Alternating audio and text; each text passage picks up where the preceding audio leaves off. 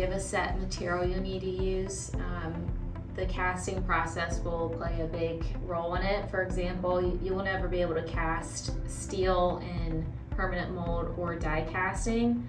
You can only do that in sand casting, just because purely the metal of the molds is steel, so it wouldn't make sense. And then also quantities. If you're just looking to get started and you're not sure where your quantities are going to be, sand casting is a great place to start. If you know you're always going to have moderate volume, we typically say anywhere between 500 to upwards of 10,000 is where you would fall into a permanent mold process. And then if you're looking at 25,000 plus a year, you're going to start looking at die casting just due to the volume. But other factors to consider in the process is how much porosity are you allowed to have in the part? When you machine the part, do you need, for example, if this needs to be machined afterwards, will you open up a lot of porosity because of that?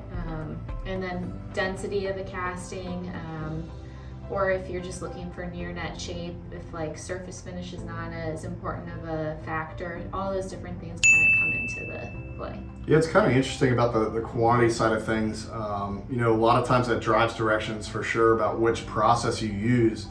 But you're seeing a lot of, maybe not a lot, but you're seeing some shift in the market of suppliers, like you said, that need specific metal. Yeah. So they need specific process. Their quantities may, and you see it on automotive, their quantities may be running hundreds of thousands because they create all these cars. Yeah. But they require permanent mold process because some of the things you talked about. You know, they can't have porous parts. They can't have parts that fail in the field because they have, you know, some of the mechanical properties are failing due to porosity. I always recommend talking to what we consider the experts, so any kind of casting facilities, to really get a better understanding.